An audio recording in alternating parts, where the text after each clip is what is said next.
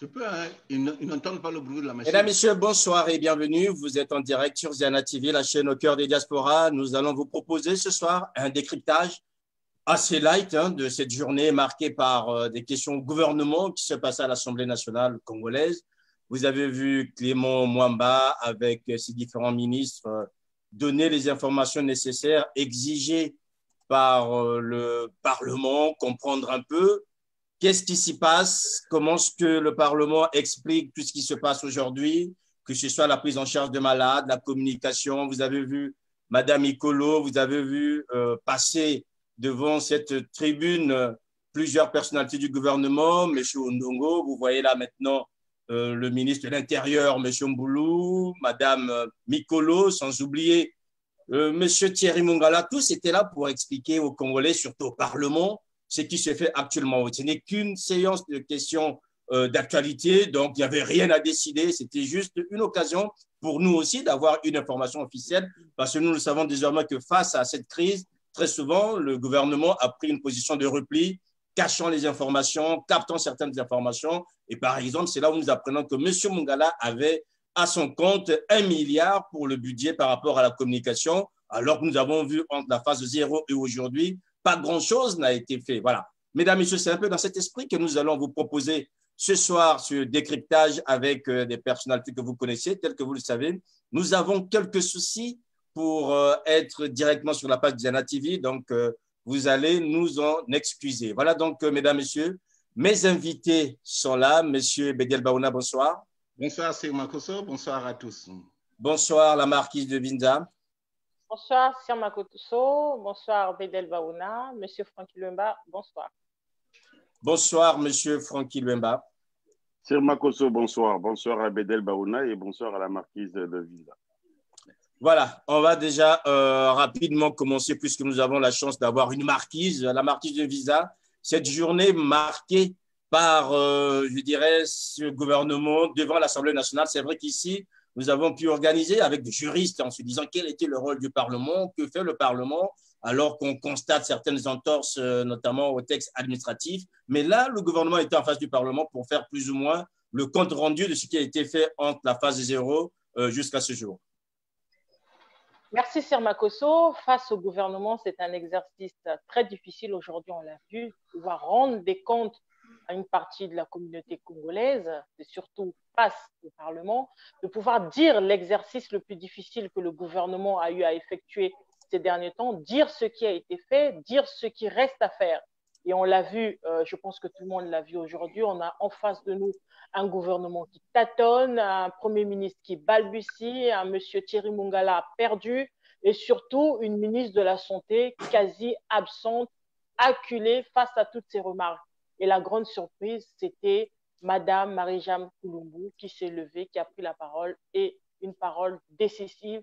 Et cette fois-ci, la tonalité change parce qu'on n'est plus dans des temps de complaisance, une certaine amicalité, fraternité entre eux. Aujourd'hui, ils ont des comptes à rendre face aux Congolais. C'est surtout qu'ils sont tous dans le même bateau et on ne sait pas qui restera sur ce bateau. Donc aujourd'hui, Sir Makosso, ce qui est important de savoir, nous avons d'une part Bédiel Baouna qui va nous décrypter cette séance de questions-réponses et de l'autre part, nous avons Francky Luemba qui va donner la réplique.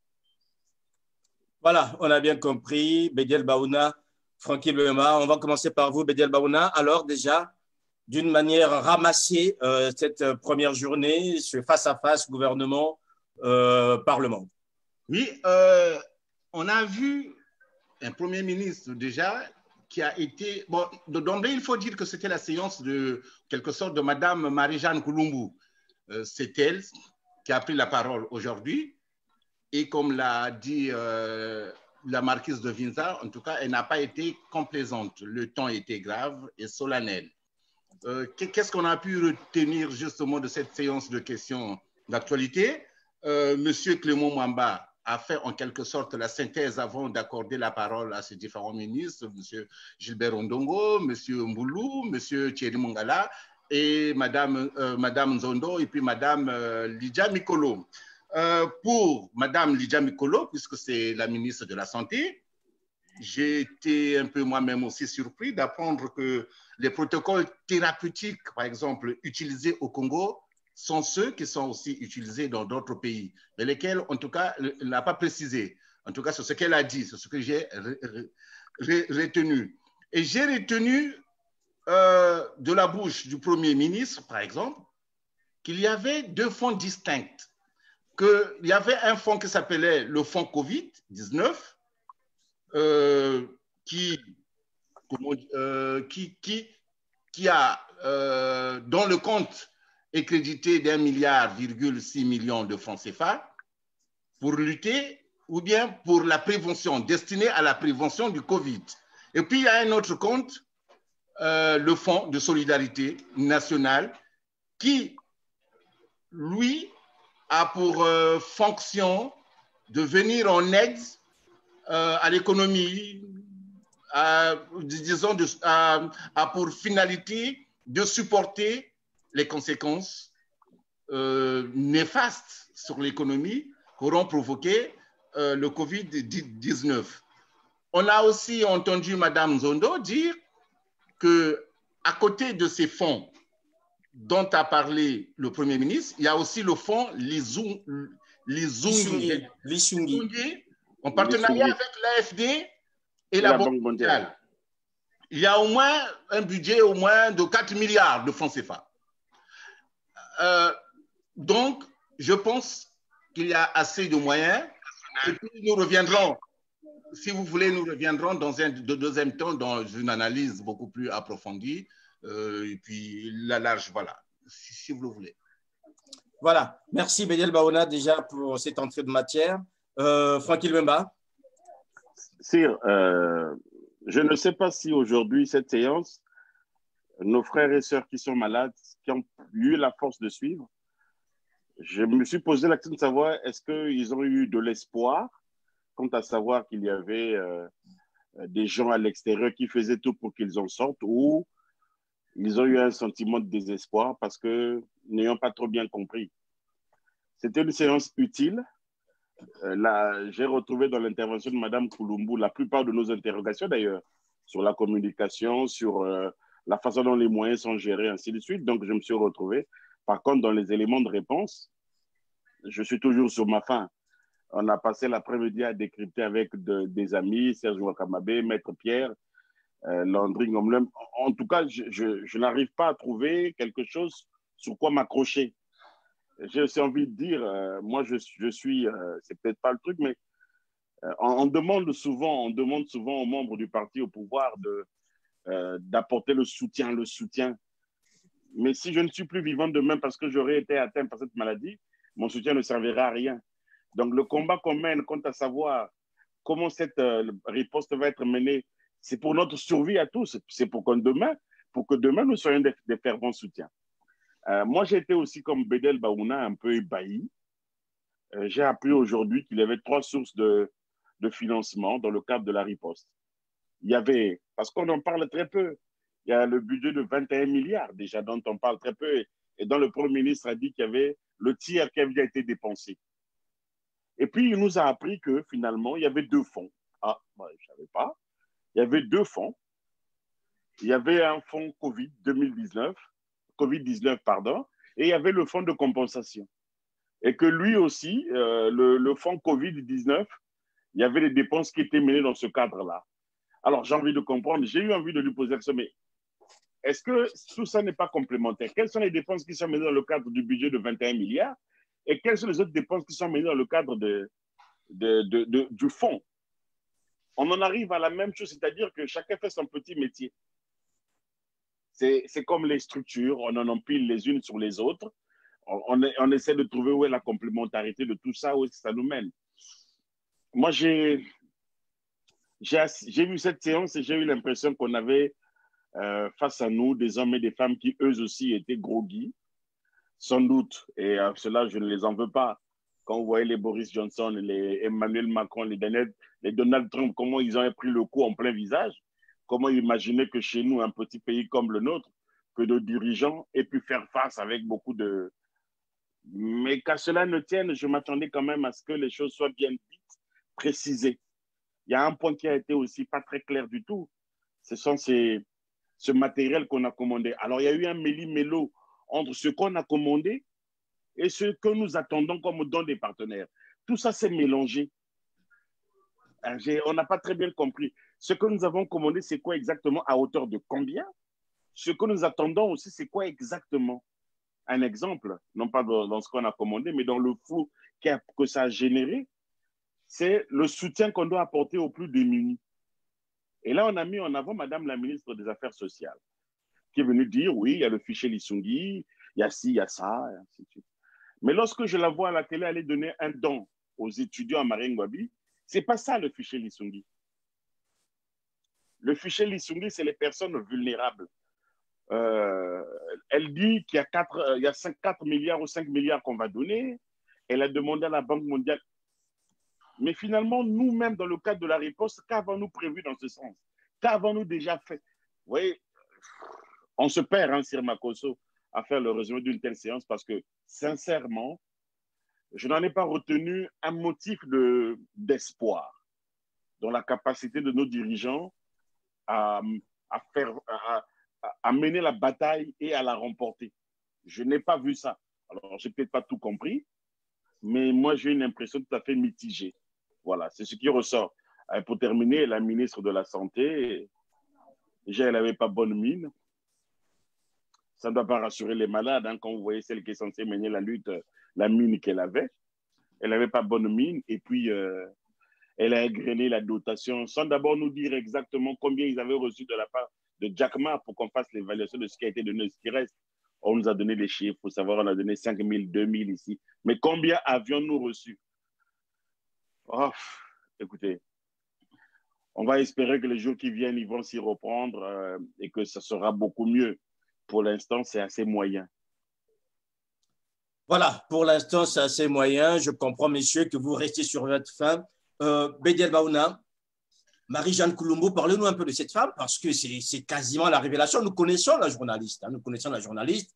Ce n'est pas une femme qui est à l'opposition. Ce n'est pas une femme non plus qui est, je dirais, hors des arcanes du pouvoir depuis plusieurs années. Et là, elle se révèle quasiment, je dirais pas en première dame, mais vraiment en meneuse d'hommes. En cette période, on a besoin de femmes qui puissent se lever, Bédiel Baouna. Oui, si vous voulez, ce n'est pas pour être un peu esbouf. L'année dernière, j'avais écrit un article contre elle, intitulé à beaucoup le monologue narcissique de Madame Marie-Jeanne Koulombo, parce qu'elle était partie faire, c'est pas du matalana à beaucoup, et puis on fumait que voilà, être député, c'est me soutenir, c'est ceci, c'est cela. Et puis, j'ai pas cette, vous savez, mon aversion pour cette proportion qu'ont les politiques congolais à cadoter les populations, surtout alors qu'un élu ne devrait pas faire de cadeaux aux populations, justement. Bon, que ce soit par le biais d'autres, il y a d'autres astuces. Bien, la simple digression. Donc, Madame Koulombo, justement, je dirais qu'elle s'est révélée aujourd'hui. Mais est-ce qu'elle en avait le choix? Les populations, vu les dégâts que font le Covid ici en Europe, a fortiori dans des pays riches, et combien de fois dans les pays pauvres comme le nôtre, le Congo-Brazzaville. Je crois que Mme Koulombo, aujourd'hui, oui, elle a bousculé le gouvernement, notamment, et même dans sa dernière question, qui a mis en contradiction le Premier ministre et ses ministres de la Santé. Quand Mme Koulombo pose la question à Mme Lydia Mikolo, mais les sous-commissions et les commissions sont pléthoriques, et puis les émoluments, comment allons-nous faire dans le contexte actuel? Ce n'est pas Mme Lydia Mikolo qui lui répond, mais le Premier ministre. Et que dit-il? Que je n'étais pas au courant à propos des émoluments de ceux qui composent les commissions et les sous-commissions. Or, il y a une note signée de Mme Lydia Mikolo. Mais là, ça, ce n'est que la deuxième contradiction. Ça c'était un moment, comme on l'appelle en littérature, de dramaturgie intense. Déjà, il y a eu une première contradiction entre le Premier ministre et Mme Lydia Mikolo. Quand le Premier ministre vient, par exemple, aborder le problème des masques, qu'il faille peut-être confier, qu'il faille confier la construction ou la fabrication du moins aux artisans tailleurs du Congo-Brazzaville, à raison au moins de 500 chacun, Madame Lydia Mikolo vient dire derrière que oui, je suis pour que les artisans tailleurs fabriquent les masques à condition que cela soit encadré. Alors que le Premier ministre, lui, il ne met aucune condition. Donc, la séance d'aujourd'hui a montré à quel point le Premier ministre n'est peut-être pas Premier ministre et que Madame Lydia Mikolo va avoir un réseau, en tout cas très puissant, pour oser contredire à ce point, de façon implicite, parce qu'elle a beaucoup usé de l'implicite aujourd'hui, Madame Lydia Mikolo, dans ses propos à l'égard du Premier ministre. Et il fallait voir, les deux ne se fixaient pas. Quand Madame Lydia Mikolo parlait, elle le fixait plutôt, soit elle regardait ses notes, tout à fait normal, mais son regard ne se dirigeait pas, n'était pas braqué sur le Premier ministre. En tout cas, moi, c'est la leçon que j'ai eue, en tout cas, après cette séance, c'est la réflexion que j'ai eue. Est-ce que M. Mwamba est Premier ministre? Est-ce que M. Mwamba a vraiment de l'autorité sur Mme Lydia Mikolo? Qu'est-ce qui se passe réellement? Qui est-elle finalement, cette dame? On l'a bien vu, qu'elle est allée cadoter son association de Mouyondi et que personne, alors qu'à contrario, Mme Inès Ingani avait juste fait une petite vidéo audio ou bien un audio, elle avait été virée à l'initiative du Premier ministre. Mais pourquoi Mme Lydia Mikolo est-elle là? Et chose étonnante, dans ses conclusions, M. Mvouba, le président de l'Assemblée qui vient à la rescousse de Mme Lydia Mikolo, M. Mvouba dit que non, le gouvernement finalement ne communique pas assez sur la gestion du Covid, sur la lutte contre cette pandémie. Est-ce que ne faut-il pas donner davantage la parole à Mme Lydia Mikolo?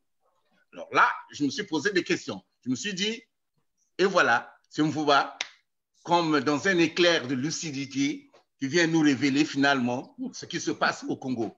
Mais moi, pour rejoindre Francky Louemba, qu'il était ébahi, oui, l'adjectif est bien approprié, mais moi, j'étais sûr que le Congo, sur le plan politique, peut-être, du moins ceux qui nous dirigent, baignaient dans la préhistoire. Il suffit de nous référer à la phrase de Mme Francine Ntoumi, dont vous avez diffusé l'interview, quand elle dit que nous avons toujours eu le sentiment, nous, en Afrique en général, au Congo en particulier, d'être dans la préparation. Nous n'avons jamais été prêts. Quand vous avez entendu cette phrase, ces deux membres de la phrase suffisent à caractériser les politiques africaines et congolaises en particulier. Merci, Bédel Barouna. Alors, oui, c'est. Tu vois, moi, il y a quelque chose, c'est-à-dire que pourquoi ça m'a laissé sur ma faim et j'ai trouvé ça un exercice un peu. Alors, j'ai cru comprendre que les uns et les autres ne voulaient sans doute pas se retrouver là, parler de cette affaire, parce que quand vous avez le Premier ministre qui dit c'est un bilan à mi-étape, on y est depuis le 14, ou le 17 mars, quand on a annoncé les mesures de fermeture 2. Nous sommes le 9 avril ou le 9, c'est ça, hein, le 9 avril. Oui. Chez les autres, le point, il est fait de manière quotidienne. On n'a pas besoin d'attendre un mois plus tard. Et d'ailleurs, pour aller au bout de leur logique, ce n'est que le 10, donc demain, vendredi, que la coordination de la riposte nationale va se réunir, quasiment 15 jours plus tard. Et donc, comment, pour répondre à Bédel, comment voulais-tu qu'ils soient d'accord sur ce qu'ils allaient dire quand depuis que toutes ces structures ont été mises en place, ils ne se sont pas retrouvés? C'est pour ça que je disais, chacun fait son petit métier, celui qui tombe, je m'en fous. Mais c'est la marque de l'immaturité politique, hélas. Et je suis encore, et là encore, en employant ce mot, je ne suis pas violent, je ne suis pas virulent. Je suis persuadé. Des mots beaucoup plus durs. Moi, il y a quelque chose qui m'a. C'était subtil. Quand vous voyez la note de Mme Mikolo qui parle des émoluments, pour qu'on comprenne bien ce qui se passe, elle ne l'adresse pas au président de la coordination nationale de la riposte, elle l'adresse à la task force pour avis. Ah oui, tiens. Oui, je n'avais pas relevé ce détail. Effectivement, tout à fait, oui. Elle l'adresse à la task force. Ça montre une chose, qu'il y a sans doute un centre de décision qui a basculé, qui n'est plus à l'endroit, qui n'est plus en face de la gare à Brazzaville. C'est-à-dire que là où les décisions se prennent, ce n'est plus à l'hôtel de la primature en face de la grande gare à Brazzaville. Ah. Et ça, c'est symptomatique de l'attitude du Premier ministre qui fait les choses dans son coin aussi. J'ai débloqué 200 millions. Mais comment ça se fait, ces 200? Comment vous les... Je ne comprends pas. Moi, je dis, il n'a pas été très à l'aise. Il n'était pas au courant de tout. Il a commenté beaucoup de choses plutôt que d'apporter des éléments. Et on aurait pu nous épargner ça parce que, bon, alors après, dans la convenance, on est d'accord, oui, on était d'accord, mais lorsque la ministre de la Santé n'est pas capable de nous dire quel est le protocole, le traitement qui est administré, on a des gens qui se sont remis de cette pandémie, elle ne l'a pas dit, elle ne l'a pas dit. Je suis d'accord avec toi. Elle a plutôt dit des protocoles thérapeutiques d'autres pays. Pour les personnes en charge. Mais justement, les protocoles thérapeutiques, elle serait en mesure de les citer et ça n'a pas été cité. Mais voilà pourquoi donc, ça prouve encore qu'aujourd'hui, ils sont en train de tâtonner en termes de traitement sur les patients qui sont hospitalisés. Mais ils n'ont encore rien fait puisqu'elle est pire. Elle fait une analyse, pour ne pas dire médiocre, biaisée, quand elle dit que ceux qui sont décédés du Covid sont les patients qui se sont pardon, excusez-moi le terme, qui ont fait de l'automédication, en fait. C'est gravissime ce qu'elle a dit. Je l'ai là. J'ai même le discours dans les Dépêches de Brazzaville que j'ai imprimé pour retrouver ce qu'elle a dit. C'est très terrible ce qu'elle dit. Parce qu'ils ont fait de l'automédication. Mais j'ai dit, mais... Mais il y a le coordonnateur qui passe tous les soirs qui avait dit, on lui avait posé la question sur les gens qui étaient guéris, et il avait dit que nous utilisons la chloroquine et les antibiotiques. Mais est-ce que pour le dire, fallait-il passer par 4 chemins ou employer des formules? C'est là que j'ai un problème. De la paraphrase, je ne sais pas. Je ne comprends pas pourquoi on ne l'a pas dit. Alors, est-ce que c'est parce que la chloroquine n'est pas disponible, n'est plus vendue au Congo depuis des années? Mais il doit bien y avoir un protocole qui permet aujourd'hui de soigner les malades. On ne les soigne pas comme ça. Et l'autre chose, là où elle aurait pu nous parler, c'est sur notre capacité à faire des tests en masse. Parce que c'est de sa responsabilité en tant que ministre de la Santé. J'ai vu il n'y a pas très longtemps, non, hier ou avant-hier, le comité des experts, je crois, qui était à Pointe-Noire pour aller installer un laboratoire pour les tests. Parce que, disait-il, les échantillons qui étaient prélevés à Pointe-Noire ou à l'intérieur étaient systématiquement envoyés à Brazzaville. Je me suis dit, mais comment faire compliqué? Il n'y a pas pire comme ça. Parce qu'à Pointe-Noire, il y a 2 laboratoires qui ont pignon sur rue. Il y a 4M Diagnostic et il y a Biomédical. Au lieu d'aller inventer la roue, nous sommes dans des questions urgentes, on allait simplement voir ces laboratoires-là, revoir leurs protocoles, les renforcer, faire ce qu'il faut pour qu'ils soient opérationnels. Puisque dans la ville de Pointe-Noire, ce sont ces 2 laboratoires qui sont des laboratoires de référence. Mais pourquoi on compliquerait la vie à aller installer une structure alors que tous les jours, on doit faire des tests, avoir des résultats pour savoir si on a de nouveaux malades ou pas et à quel niveau ils sont. Et tout ça, en fait, c'est des réponses qu'elle aurait dû apporter dans la riposte. On n'a pas entendu. On n'a pas entendu ça. Bon, donc, c'était... bon. Je comprends le malaise, Francky Bemba. La marquise de Vinza, moi, je voudrais quand même avoir votre avis. On a là 2 femmes, sinon 3. Bon, Madame Zondo, il faut peut-être la pardonner, là où elle est, mais on a 2 femmes. D'un côté, vous avez Marie-Jeanne Koulumbu et de l'autre, vous avez Lydia Mikolo. Est-ce que nous avons là 2 Congos? Ces 2 Congos que nous voyons aujourd'hui, des hommes souvent qui exercent et là, des femmes qui sont souvent dans l'action. Là, nous avons une femme qui veut que les choses aillent mieux, alors qu'on a toujours quand même donné, on a fait confiance notamment en période de crise à des femmes. Et là, on voit quand même quelque chose d'inédit au Congo, 2 femmes qui frontalement donnent un visage du Congo qu'on n'aurait pas vu en cette période de crise, la marquise de Vinza. Alors, avant de répondre à cette question, Sir Makosso, je suis touchée du discours de M. Francky Bemba J'ai l'impression qu'il a eu une illumination aujourd'hui, il est touché par la grâce. Et son discours est tellement doux que je ne serais pas surprise de le voir demain aux côtés des irréductibles de la diaspora qui prônent le départ des spécialistes de l'incompétence. Ce que je voulais dire aujourd'hui, c'est que nous avons Mme Marie-Jeanne Kouloubou qui aujourd'hui représente le vrai visage du Congo, celle qui pose des questions, celle qui demande des résultats, qui veut savoir comment on va avancer. Et en face d'elle, nous avons Madame la ministre de la Santé qui représente un peu ce gouvernement cafouilleur, ce gouvernement qui triche, ce gouvernement qui ment, ce gouvernement qui essaie de rattraper, rafistoler la barque à coups de millions, boucher un trou, essayer de vendre quelque chose qui n'existe pas. Donc aujourd'hui, c'est bien qu'on se retrouve, j'ai presque envie de dire, on se retrouve face à une guerre en pot de terre contre pot de fer, et ce duo qu'on a eu aujourd'hui nous a montré que Madame la ministre de la Santé n'est pas du tout à la hauteur. Déjà, comme l'a dit M. Francky Luemba, elle est arrivée avec une mine déplorable, cette mine présagée déjà d'un grand malheur. Au Congo, lorsqu'on porte un foulard de ce type-là, c'est qu'on est en deuil, on va enterrer un proche. Aujourd'hui, elle est venue enterrer le ministère de la Santé devant l'Assemblée, pas en mesure de pouvoir donner des propositions concrètes, pas en mesure de pouvoir dire dans quoi ils ont investi ces fameux milliards qui ont été alloués par le Premier ministre, vendus à gauche à droite.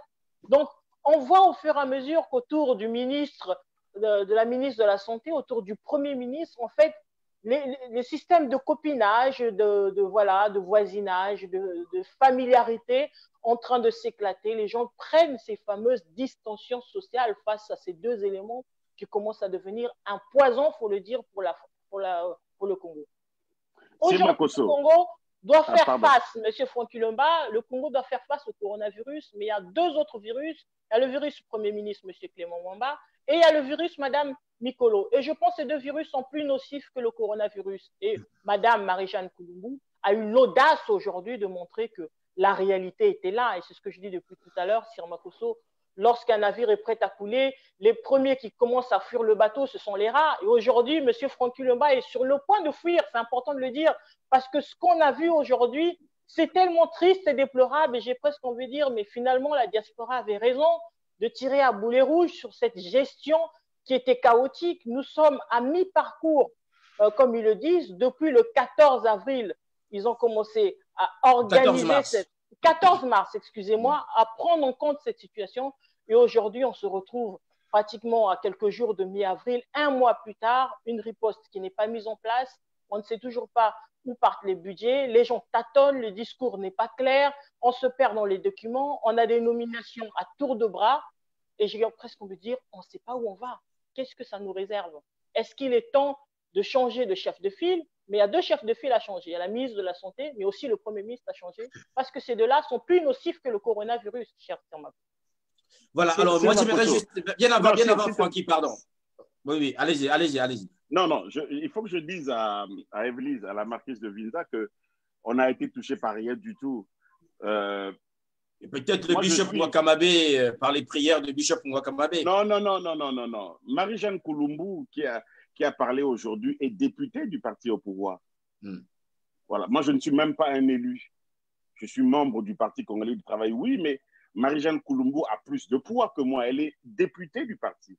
Le président de l'Assemblée, Isidore Mvouba, dans la synthèse qu'il fait, il n'a pas été tendre. Il y a eu beaucoup de...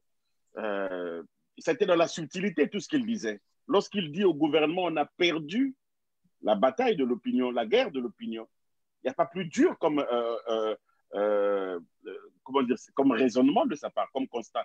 Donc, ce n'est pas moi qui suis réaliste et qui suis conscient du danger. Conscient du danger, Evelyse. Conscient du danger. Tous les jours, on nous apprend, mais c'est parce que tous les morts au Congo ne sont pas macabrement comptabilisés. C'est parce qu'on ne tient pas une comptabilité macabre. Mais hier, j'ai perdu un monsieur que je connaissais, Michel Luembe, qui est décédé, qu'on a enterré hier. Mais ça vous choque. Il est mort du Covid. On a des gens qui sont à l'hôpital, des gens qui... Ce qui, moi, me choque, c'est de voir que on meurt en silence au Congo. Vous savez comment nous sommes? On a une maladie qui a déjà des symptômes banals. Les symptômes s'apparentent à tout ce qu'on a tous les jours. Et c'est ça qui C'est ça qui nous trompe. C'est ce qui va faire qu'à un moment donné, qu'il y ait des morts qu'on aura du mal à prendre en ligne de compte parce que déjà la famille vous dira c'était un palu, c'était un palu, c'était un palu. Mais évidemment que le Covid se manifeste par la fièvre, ainsi de suite. Donc, le mal est beaucoup plus subtil. Et pouvoir, machin, non. Aujourd'hui, ce sont des Congolais qui s'expriment au-delà de leurs convictions politiques. On peut s'indigner de la façon dont les choses sont conduites, non pas parce qu'on est de l'opposition ou féliciter parce qu'on est du pouvoir, non. Quand c'est bien fait, on dit oui, c'est bien, ça va dans le bon sens. Et quand ce n'est pas le cas, on le dit. Mais simplement parce que c'est la survie du pays qui est en jeu. Ce n'est pas nos petites personnes. Voilà. Donc, moi, je resterai jusqu'à tant que je suis vivant et j'en aurai la possibilité, je resterai membre du Parti congolais du travail. Mais ce n'est pas pour autant que mon soutien, il est béat. Je ne l'apporte pas, quelles que soient les situations. Je dis, on peut mieux faire. Voilà. Cette cacophonie sur les fonds publics me pose problème. C'est tout. On a bien compris, Francky Luambo. J'aimerais bien vous poser la question à tous les trois. Finalement, à entendre M. Thierry Mongala, à entendre le gouvernement aujourd'hui, il n'y a pas de problème d'argent. L'argent, on en a. C'est quoi le problème alors finalement? C'est parce qu'ils ne savent pas quoi en faire aujourd'hui. On n'a pas anticipé. Oui, vas-y. On n'a pas anticipé aujourd'hui. C'est ce que je disais il y a quelques jours. C'est la première fois que le Congo se porte aussi bien financièrement entre les dons et tout l'apport du gouvernement pour faire face au coronavirus. Mais le seul souci, c'est qu'il n'y avait pas un plan préventif pour pouvoir faire face à cette pandémie. Donc, on se retrouve aujourd'hui avec des sous, mais on ne sait pas quoi en faire. Que faire? Commander où et quand, alors qu'actuellement, vous savez qu'on est dans la course au masque, la course au respirateur. Il va être quasi impossible de pouvoir se procurer des respirateurs. Et ce qui est dommage, comme on le dit depuis pas mal de semaines, c'est que le Congo a eu le temps de voir la pandémie quitter la Chine, arriver en Europe, puis arriver en Afrique, mais le plan de riposte n'a jamais été mis en place. Et puis moi, je pense, il y a quelque chose qui me semble un peu bizarre dans cette affaire. Il y a beaucoup d'argent, c'est vrai. Mais moi, je m'interroge aussi même parfois sur la qualité de ceux qui donnent cet argent. J'ai encore vu ce soir, l'Agence pour la régulation des postes et communications électroniques a donné 70 millions. Je trouve quand même curieux que des structures publiques mobilisent comme ça des fonds considérables pour aller remettre dans la caisse de l'État. Il y a quelque chose qui, moi, me pose problème. On voit le port autonome, on voit la banque postale. Ce sont des structures publiques. Hein? Donc, c'est-à-dire que c'est des sous-tutelles qui prennent de l'argent, qui vont mettre… Bon, tout ça…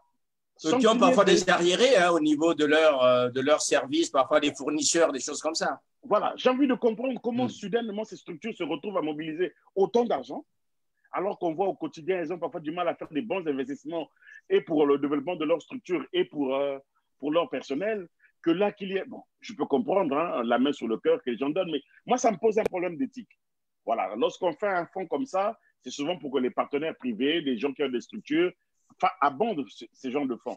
Mais voir des structures sous tutelle, des structures publiques, et donc ils prennent de l'argent public, en fait. Oui, une sorte de ristourne. Ben, voilà, mais il y a un problème d'éthique. Et donc, il y a beaucoup d'argent. Mais le tout, ce n'est pas d'avoir beaucoup d'argent. Et on sait d'ailleurs que parfois, quand il y a beaucoup d'argent, on réfléchit très peu. C'est bien normal qu'on puisse s'interroger. Oui. Et d'ailleurs, la preuve, c'est qu'on a beaucoup d'argent, et bien, on le sort sans trop qu'on ait une lisibilité. Les 6 milliards qui ont été dépensés sur les 21 milliards. Mais quand vous avez entendu 6 milliards, vous avez entendu que le président de la République avait sollicité le président chinois qui a marqué son accord pour un don de matériel. On attend du matériel. Donc, on a beaucoup de dotations de la part de partenaires extérieurs. Il y a Total aussi qui a manifesté l'intérêt de donner du matériel avant-hier. Bon. Ce qui fait que les 6 milliards, nous ne savons pas exactement qu'est-ce que nous avons commandé. Qu'est-ce qu'on a commandé dans les 6 milliards? On ne sait pas. Donc, il nous reste 15 milliards sur les 21 milliards. Mais aujourd'hui, il n'y a toujours rien sur le terrain. Mais même même les dons qui sont faits, moi je vois les dons qui sont faits au ministère de la Santé, d'eau de javel, de matelas, on n'a pas encore vu ce don se déployer exactement. Quand on dit qu'il y a un problème de coordination, il est réel. Et le tout, ce n'est pas que vous ayez une grosse cagnotte. Parce que même avec peu, on peut être efficace. Le problème, ce n'est pas beaucoup d'argent. Le problème, c'est qu'il y a trop d'argent. Et manifestement, j'ai bien peur qu'on retombe dans notre travers de l'époque où on avait trop d'argent et on ne savait pas trop quoi en faire. Hein. Ça peut se retourner contre nous. Il y a un problème d'orientation stratégique. Et pour finir, la chance que nous avons à cette étape, c'est que sans doute, vu la situation de nos centres hospitaliers, nous ne devons pas encore avoir sans doute des malades qui ont des grosses complications respiratoires. Parce que je crois que si on avait déjà, sur nos 60 malades, si on avait des malades qui avaient de grosses complications respiratoires, le nombre de morts ne serait pas que 5 depuis une semaine. Et vous avez aussi entendu, par exemple, dans la répartition du matériel qui avait été reçu, il y a un centre qui n'a jamais été cité pour avoir reçu un seul masque. Monsieur Madeleine ne fait pas partie de la liste des centres qui ont été pourvus en matériel. Alors que c'est un centre retenu par le gouvernement comme susceptible de recevoir des malades. Donc, Sir Makosso, tout ça résume bien une chose, c'est que on verra demain, la réunion de la coordination de la riposte va se tenir. Peut-être que demain, on va remettre les choses au centre et avoir, en termes de lisibilité de l'action qu'ils vont poser sur le terrain, dans les jours qui viennent, on aura une lisibilité. Pour l'instant, ça va un peu dans tous les sens. Et excuse-moi, Evelyse, être du parti au pouvoir, être soutien du président Sassou Nguesso ne m'empêche pas d'être réaliste et de dire les choses comme elles sont. Alors, quelqu'un qui a toujours été réaliste avec les chiffres, c'est Bédel Baouna. Bédel Baouna, là, on voit quand même que le problème, ce n'est pas l'argent. Ah, monsieur Sissi, attention, moi, je ne vais pas verser dans le jugement de valeur, monsieur Sissi. Dire que le Congo se porte bien, c'est un jugement de valeur. Dire que le Congo a assez d'argent en ce moment, c'est un jugement de valeur. Pas moi. Moi, je ne vais pas. Non, le Congo. Quand on nous a bassinés depuis plusieurs jours, le Congo n'a pas d'argent, le pays en crise. Là, on voit qu'il y a quand même de l'argent pour cette situation. Le Congo n'a pas d'argent. Il faut être clair. C'est un cadavre à la renverse. Sinon, les retraités, les étudiants, tout serait régulièrement payé. Sinon, les gens auraient accès à l'eau potable, à l'électricité. Non. Le Congo est un pays mort depuis longtemps. Et d'ailleurs, c'est une honte, c'est une défaite. C'est une défaite qu'un État, qu'un gouvernement reçoive de dons. Mais normalement, sous d'autres cieux, ça aurait été un scandale. Qu'une société privée X-All, ou même une banque postale, fasse un don au gouvernement. Mais c'est terrible, c'est pathétique. Cela devrait nous amener à réfléchir. C'est au gouvernement, d'ailleurs, qui aurait dû faire un don. Et déjà, la manière de mener le combat contre le Covid est pathétique en soi, en elle-même, puisque, je veux juste vous donner un exemple. Ici en France, l'année dernière, nous avons connu l'incendie de Notre-Dame. Il y a eu un élan de solidarité. Les grands patrons ici ont apporté des dons, mais ils n'ont pas fait des dons au gouvernement. Ils ont fait des dons à une structure, créé un établissement que dirigeait, je crois, Stéphane Bern. Et il n'appartient pas aux politiques. Et l'État avait mis aussi la main à la pâte, d'ailleurs, comme on dit. Donc, il n'appartient pas à une société, quelle qu'elle soit, de faire un don à un gouvernement, mais plutôt à une structure. C'est déjà une faute. Il a été employé le mot éthique. Je suis tout à fait d'accord. C'est une faute à la fois sur le plan éthique et moral, un gouvernement qui reçoit des dons pour lutter contre une pandémie, une maladie. Vous imaginez que cet acte est symptomatique du chaos, de la décomposition, de la déliquescence du Congo, de l'inexistence du Congo même. Un gouvernement qui reçoit, sans les dons, le gouvernement congolais ne peut pas vivre. Donc, ne me dites pas, chers amis, que le Congo se porte bien. Non, ce jugement de valeur, je n'y souscris pas. Le Congo est mort. Donc, d'où cette pagaille-là, un gouvernement et le Premier ministre qui étale une valise avec des espèces comme au Moyen-Âge où on apportait la dîme au Seigneur et pour ne pas, parce que le roi va se fâcher, mais dont on ne savait pas la destination. Est-ce que M. Mwamba, est-ce qu'il y avait 50 millions de francs CFA dans cette valise? Mais ce sont des scandales qu'il faut dénoncer avec vigueur, avec force et vigueur. Non, le Congo n'existe pas. Donc, nous me dites, enfin, pour moi, c'est un jugement de valeur. Dire qu'il y a de l'argent, que le Congo se porte bien, c'est un jugement de valeur auquel je ne souscris pas. Je suis cher ami, M. Makosso. Voilà, le Congo on a existe, bien compris. Non, le Congo existe. Je crois que Sir Makosso voulait simplement nous dire qu'aujourd'hui, le Premier ministre ne nous a pas dit qu'ils avaient des problèmes pour financer quoi que ce soit. puisqu'il a étalé les chiffres disant que… C'est un peu ça. Voilà, on a mis 6 milliards là. Et c'était le paradoxe entre ces investissements qui sont faits et le fait que sur le terrain, les gens aient l'impression que rien n'est fait. Alors, est-ce que… Et pourtant, c'est pour ça qu'il a dit, ce n'est pas un problème d'argent, et pourtant. Et moi, je dis, ce n'est vraiment pas un problème d'argent. C'est simplement un problème de… J'ai envie de dire comment là, je ne sais pas quel est le mot. De management. De management sur le terrain, de priorité. Et simplement, bon, là, alors, on n'a pas de ligne directrice. Vu sous cet angle-là, je suis d'accord avec Francky. Voilà, c'est beaucoup plus simple. Ce n'est pas un problème d'argent finalement. Parce que l'argent. C'est ce que je disais, ce n'est pas un problème d'argent. En cas de pandémie, il y aura toujours des institutions internationales qui viendront. On a vu M. Alpha Condé a mis en place un plan, et pourtant, Dieu sait combien ce pays ne dispose pas de pétrole, ne dispose pas de bois, ou de l'or ou du diamant. Mais pourtant, il y a un plan de 2500 milliards de francs CFA pour lutter contre le Covid. Par rapport au Congo, qui a eu à gérer quand même, en 1 an ou en 2 ans ou en 3 ans, je ne sais pas, 14 000 milliards d'argent pour les générations futures. Dans le Congo et la Guinée, en matière de richesse naturelle, il n'y a aucune commune mesure.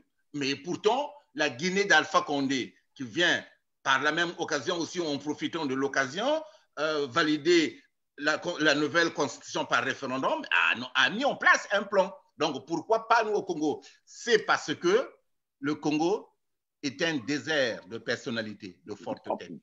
Voilà, on va découvrir sans doute une personnalité, c'est Thierry Mongala. Là aussi, vous parlez de mine, c'est vrai qu'on le voit quand même une mine assez déconfie. Et avec… Là, je ne rejoins pas la marquise, hein, c'est pas moi qui l'ai dit. Non, mais enfin, mais on le voit, hein, je pense que c'est aussi ça, la communication, c'est aussi ça. Monsieur Mongala qui nous a annoncé, on parle toujours d'argent, Monsieur Mongala a annoncé avoir à sa disposition quasiment 1 milliard et quelques pour gérer le savait. Oui. La marquise de mine. Bon, sur la mine, j'ai vu M. Véran, le ministre de la Santé d'ici aussi, il n'était pas maquillé, il avait une mine. Mais je n'en disconviens pas, Bédiel Baouna, je n'en disconviens pas, mais enfin, on voit quand même que M. Mongala n'est pas dans sa splendeur en le voyant là. À Didier Raoul, il fait des conflits aussi. Il fait des conflits. Donc, ce n'est pas un problème. Peut-être n'était-il pas maquillé, ou peut-être avait-il honte. Ou peut-être avait-il honte d'annoncer que lui aussi, il disposait d'une cagnotte d'1 milliard qui sortait d'où? On ne sait pas. Donc, chacun peut disposer de 5, 20 milliards ici ou là, mais c'est un État. L'État congolais n'existe pas, en fait. Il n'y a que Sassou qui existe au Congo. L'État congolais n'existe pas parce que sinon… Alors, Bédiel Baouna, revenons déjà à la marquise de Vinda. On se rend bien compte, Francky, vous le disiez tout à l'heure, apparemment, tous les ministres engagés dans ce combat ont tous un pactole. Chacun a dû s'arranger pour avoir un peu, pour mener ses actions. Mais c'est malheureux de le dire. Mais sauf que sur le terrain, on ne voit rien. On ne voit rien aujourd'hui. Prenons le cas de M. Thierry Mongala, qui a un petit pactole d'1 milliard. Qu'a-t-il fait en termes de communication? Aujourd'hui, la communication… Il dit qu'il a fait l'école, il a fait l'école à la télé. Non, alors, il a fait l'école à la télé, je suis désolé, c'est pas lui. C'est pas ce qu'il voulait dire. Enfin, Francky Lemba, je pense qu'il a revendiqué. Il a revendiqué l'école à la télé, il a revendiqué les cours sur les dépêches de Brazzaville, il a revendiqué doter tous les organes de presse de masques et tout ça. Donc, ça veut quand même dire que pour 1 milliard, il en a eu pour son compte. Enfin, on va laisser la marquise terminer, puis Francky vous réagirait. Non, rapidement. On voit nettement que M. Thierry Mongala, il a eu un pactole et il n'a rien fait avec. Aujourd'hui, qui viennent parler du ministère de l'enseignement primaire, j'ai presque envie de dire, il est en train de tricher, de copier sur le travail de l'autre. Ce n'est pas son travail. Aujourd'hui, nous, on l'attend sur les résultats et puisqu'ils viennent nous justifier qu'est-ce qu'il a fait de ce fameux milliard. Aujourd'hui, on est à l'étape des bilans aussi pour pouvoir savoir tous ces fonds, toutes ces cagnottes qu'ils gèrent, qu'est-ce qu'ils font avec? Parce qu'on a tellement d'entrées d'argent qu'on n'arrive plus à tracer et cet argent ne sera pas non plus, on ne saura pas où est-ce qu'il a été investi, qu'est-ce qu'ils en ont fait et demain ils reviendront pour redemander encore un autre investissement pour pouvoir avancer. Donc là, j'ai presque envie de dire, M. Thierry Mongala, sa mine aujourd'hui, c'était plutôt pour annoncer qu'il avait toujours ses sous mais qu'il ne les avait pas dépensés, mais qu'on ne dise pas qu'il n'a plus rien sous le coude parce qu'aujourd'hui, nous savons tous qu'il a 1 milliard sur le coude et on a besoin de savoir ce qu'il en a fait en termes de communication. Et ça, c'est la somme qu'il a annoncée. Peut-être qu'il en a plus. Voilà.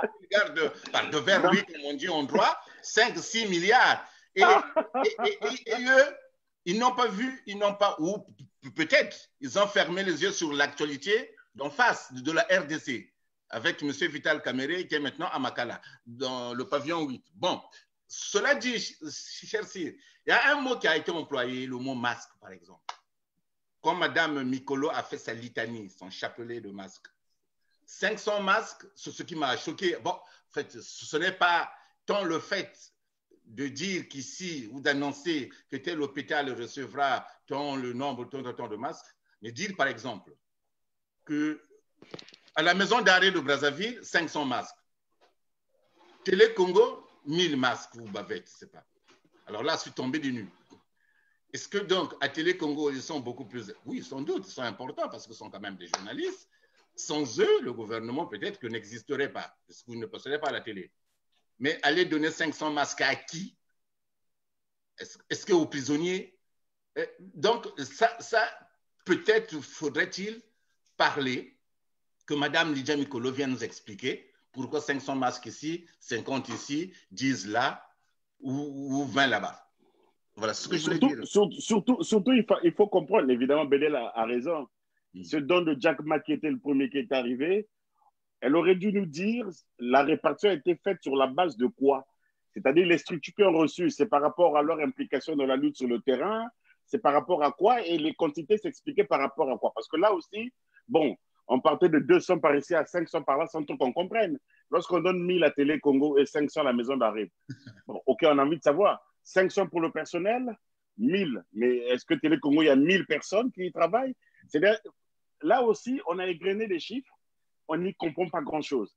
Et moi, j'ai bien peur. J'ai bien peur qu'à la fin de tout ça, qu'on ne retienne qu'une affaire de sous. J'ai bien peur qu'au final, et ça c'est ma crainte, parce que ça va occulter toutes les questions, ça va faire qu'on ne regarde sans doute pas ce qu'il y a lieu de faire. J'ai bien peur que derrière, ce soit une affaire de gros sous, parce qu'on entend milliards par-ci, on entend milliards par-là, mais sur le terrain, ça laisse encore à désirer. Évidemment que la communication était importante, tant au niveau macro qu'au niveau micro. Et la sensibilisation, on en a parlé des semaines et des semaines ici, n'a pas été au rendez-vous. Nous avons encore un confinement qui n'est pas très bien compris. Nous avons encore au niveau des gestes barrières des choses qui ne sont pas encore très bien assimilées. Chaque fois qu'il y a le marché, c'est autant de risques de contamination et de propagation. Donc, il y a... Alors, s'appuyer seulement sur Télé Congo pour dire on va faire des émissions quotidiennes. Mais un exemple, entre autres, hein, non, il y a d'autres structures. Hein. Elle a cité aussi d'autres hôpitaux de base de Bakongo, qui a reçu un don d'ailleurs du député Fila. Oui, mais Bédel, on a un problème. Il y a d'abord des centres qui avaient été indiqués pour recevoir les malades. Mais où est la place du CHU? La place du CHU. Oui, et à Pointe-Noire, l'hôpital Adolphe Cissé, je crois que... Bon, je n'ai jamais été à Pointe-Noire, excusez-moi, mais c'est mon pays. Mais on parle du grand hôpital Adolphe Cissé, semble-t-il, je crois, de Lwandjili. Mais... Oui, bien sûr. Non, c'est pas Lwandjili. Non, c'est pas Lwandjili. Oh, désolé, je retire. Lwandjili et Adolphe Cissé. À Pointe-Noire, il y avait l'hôpital Adolphe Cissé. Je retire. C'est une calamité en géographie. Non, mais moi, j'ai juste envie de comprendre. On laisse Franck Ilwemba juste. Voilà.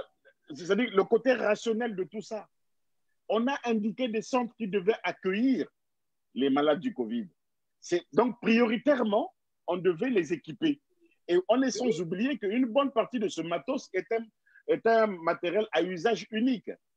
Alors, lorsqu'on nous dit qu'il nous reste encore 1000 ceci, 1000 cela, mais sait-on d'abord, est-ce que les centres où on avait donné, on les a pourvus? Est-ce qu'on fait progressivement un apport pour que ces gens ne se retrouvent à aucun moment en déficit d'eux? Et au niveau des morgues, on sait aussi qu'au niveau des morgues, qui ne sont pas les morgues qui appartiennent aux hôpitaux, mais des morgues municipales, on sait qu'au niveau des morgues aujourd'hui, toucher les corps des malades morts du Covid pose problème.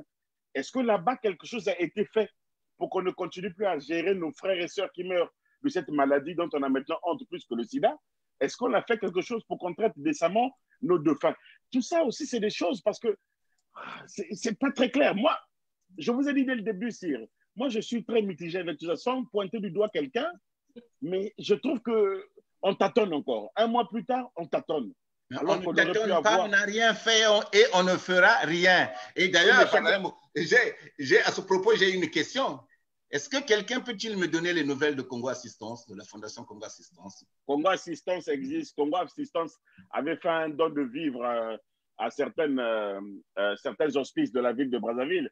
Donc, je vois vos attaques depuis un moment sur Congo Assistance. Moi, jamais de la vie. Jamais je Quand viens je dis vos attaques, ce n'est pas toi, Bédel. Mais j'ai vu ça quelque part pour dire où est-ce que la fondation est passée. Non, la fondation était la première à donner des vivres aux personnes de troisième âge. Francky Lwemba, vous éludez ma question par rapport à Thierry Mongala qui a revendiqué, je dirais, les cours à la télé. Je n'ai lu... Mais non, mais ils ont travaillé en binôme. Le ministère de l'enseignement primaire et secondaire, sans doute, ce qu'il a voulu dire, c'est l'espace qu'il a accordé au ministère de l'enseignement primaire et secondaire. Mais ce n'est pas une action... Donc, ça veut dire que cet espace a un coût, alors. Ça veut dire que M. Mongala, en mettant cet espace, il va récupérer dans son milliard, il va récupérer ce que recruter les programmes. Non, on ne peut pas avoir un coût. Ces programmes sont fabriqués à l'extérieur grâce à MTN qui a mis les moyens logistiques. Et ils sont projetés. On a juste libéré le créneau, c'est tout. Mais c'est le service de l'État. Donc, on n'a pas à faire payer un service de l'État, un autre service de l'État. Il a simplement dit que ça fait partie du package dans le cadre de la lutte contre le Covid. Quand bien même, je ne vois pas. Mais finalement, qu'a-t-il fait de son fameux milliard? Ben, je demanderai à Sir Makosso qui a des relations un peu particulières avec lui. Mais parce que Sir a le beau rôle de titiller les autres, de poser les questions. Mais il coopère bien avec les uns et les autres. Donc, si on compte sur toi pour les jours qui viennent, que tu lui poses la question et qu'il te donne le détail de ce qu'il en a fait. Moi, je disais le déficit de sensibilisation qui fait qu'aujourd'hui, dans les deux grandes villes où la maladie continue à sévir, le déficit de sensibilisation est tel que cet argent, s'il a été réellement mis à disposition, le résultat aujourd'hui n'est pas à la hauteur de l'investissement. Voilà, on n'a pas eu les détails, il n'a pas dit si tout a été mis à sa disposition, il n'a pas dit ce qui a été fait, il a dit qu'il aurait dû travailler avec les élus et ainsi de suite, mais les élus sont toujours là. On n'a pas fermé le Parlement, la preuve c'est qu'il parlait devant les élus, pourquoi ne pas les avoir mobilisés? Donc c'est des questions que je me pose sans pouvoir le... Moi, il n'a pas donné de détails, donc moi je ne peux pas faire comme la marquise de Visa, être implacable dans un conseil et dire qu'il a échoué ou il n'a pas fait ci, il n'a pas fait ça. Moi, enfin, il faut quand même dire, il faut reconnaître, Francky Lwemba, c'est que M. Mongala, il est assez intelligent. Quand il prend la parole dès le départ, il veut dire qu'on a été dépassé, mais il trouve le mot qui convient pour ne pas qu'on dise qu'il a complètement merdé, quoi, en fait. Et finalement, moi, je l'ai trouvé assez modeste et je pense que assez honnête pour une fois, de reconnaître que finalement, il avait 1 milliard. Et avec les 1 milliard, ben, il a eu les cours à la télé. Il devait aller chercher des élus, mais finalement, les élus, ils sont là. Enfin, il y a un vrai problème dans ce truc-là. Et aujourd'hui, messieurs, une fois qu'on a eu tout ça, j'aimerais que vous me disiez 15 jours, quasiment plus de 10 jours, on a fait 10 jours après le discours du président. S'il faut repartir, je rappelle juste que le Parlement avait reçu le gouvernement le 6 février. C'est à ce moment-là que le Premier ministre avait annoncé les 200 millions pour les jeunes qui sont actuellement à Wuhan. Il faut dire aussi, quasiment un mois après, ces hommes reviennent. On se rend bien compte qu'ils n'ont rien fait depuis le cas zéro à ce jour. On a mis en place des structures, et j'aimerais quand même que vous prononciez aussi ce que Francky Lwemba, je rappelle bien, vous nous reprochez aussi de dire ici que voilà, que c'était pléthorique, il y a trop de monde. Et aujourd'hui, on sent bien qu'on voit quand même une fiche technique où on ne parle que d'argent, que ces hommes, quand ils se réunissent, il faut leur donner 25 000 francs par jeton de présence, alors que certains sont dans 4 ou 5 commissions. Mais il y a quand même un vrai problème. Et poser cela, aujourd'hui, Francky, moi, je pense quand même qu'on a un peu plus de recul aujourd'hui en nous disant qu'on ne peut pas avoir près de 500 personnes pour gérer cette activité. Ce qui explique qu'on soit en retard quasiment aujourd'hui par rapport à ce que nous constatons. C'est une compréhension, et je crois que c'est la même compréhension qu'a eu la députée Marie-Jeanne Kouloumou lorsqu'elle a parlé de commission pléthorique et budgétivore. J'ai vraiment envie de croire que l'argent n'est pas au centre des préoccupations de ces compatriotes-là, parce que là, il s'agit simplement de... On parle des questions de vie ou de mort. Alors, si les gens qui ont été choisis dans le cadre de leur métier, dans le cadre de ce qu'ils ont choisi de faire dans la vie, parce que là, on n'a pas mis dans ces commissions-là, c'est vrai qu'il y a des politiques, mais on y a mis beaucoup de scientifiques, ainsi de suite. Alors, si on les a choisis dans ce cadre et si la préoccupation première, c'est de savoir combien on nous donne chaque fois qu'il y a une réunion, là, j'ai envie de dire que le Congo, on n'en sortira pas. On n'en sortira pas et c'est malheureux pour nous parce que là, l'avenir du pays se joue là. J'ai encore envie de croire que, comme souvent, on a cru qu'on ne pouvait pas faire cela sans prévoir ce dispositif de rémunération ou d'intéressement. Bon, mais que ça ne prenne pas le pas sur le travail qui doit être fait. Hein, je continue à dire, faisons leur confiance, que ça ne prenne pas le pas sur le travail qui doit être fait. Voilà, qu'au final, qu'on nous propose une bonne stratégie, que l'on sache exactement si demain, on devra porter des masques au Congo et que la difficulté d'en commander à l'extérieur nous amène à intéresser nos artisans locaux. Oui, comment on le fait? Commençons à le faire dès maintenant. Au lieu qu'on vienne dire, ils vont le faire, oui, mais en respectant les procédures. Voilà, faites-le.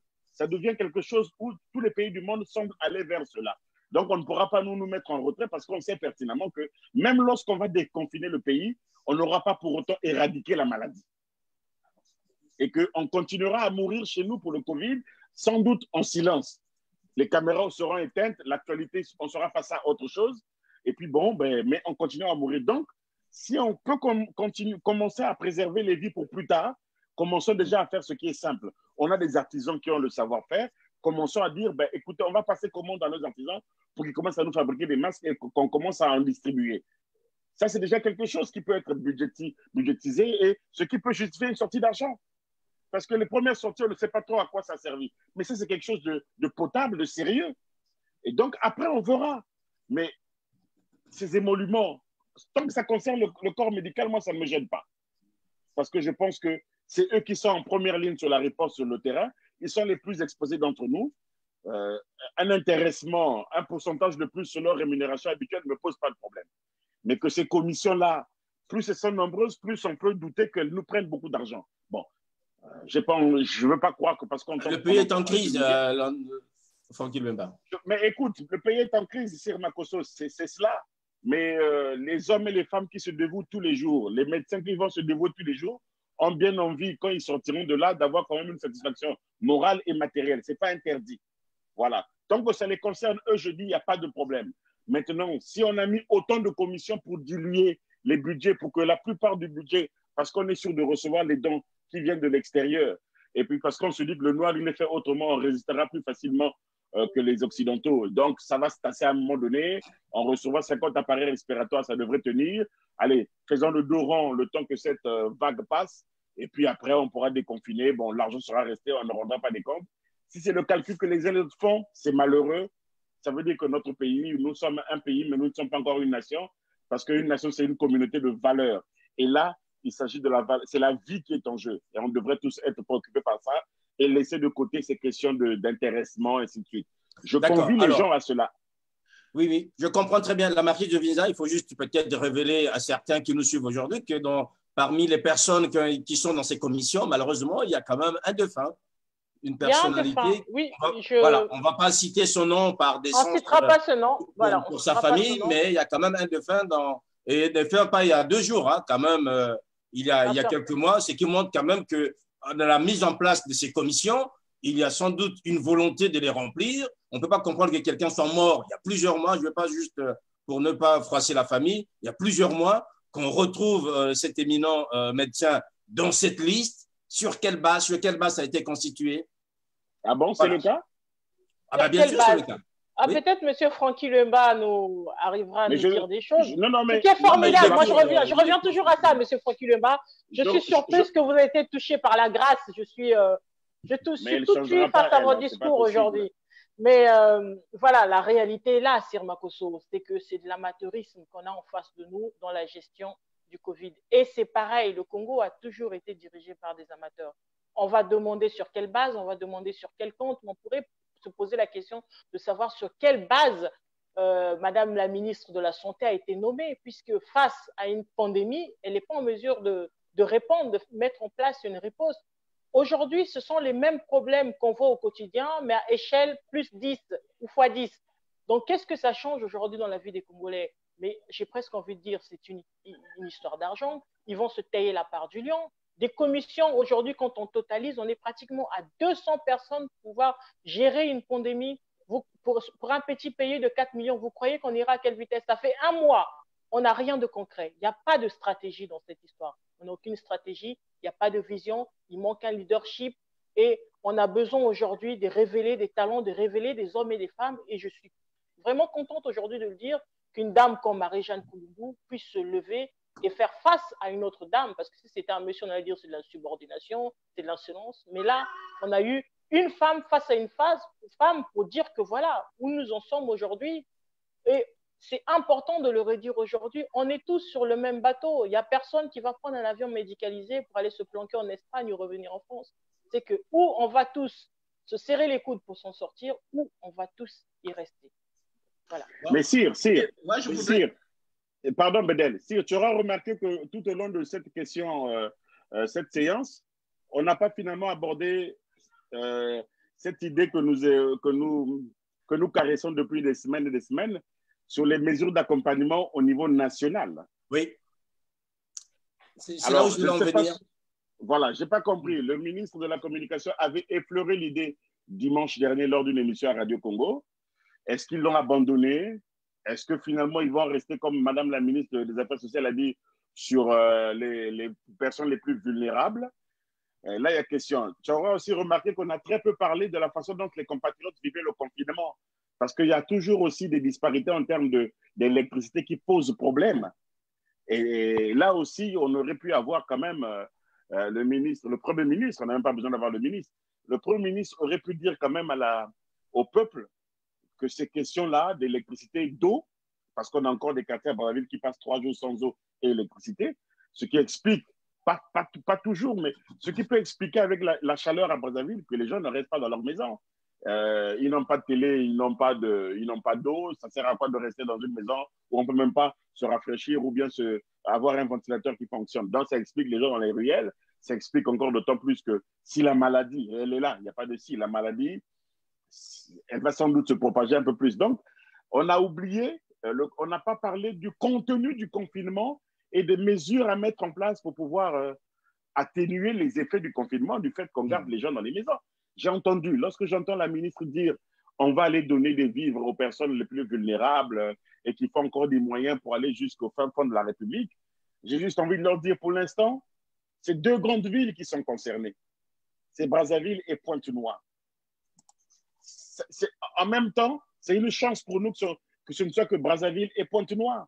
Alors, est-ce qu'il n'est pas possible d'abord, et on sait aussi que c'est là que se concentre la plupart de l'activité économique du pays. C'est là qu'on trouve le plus de gens qui se débrouillent au quotidien pour vivre.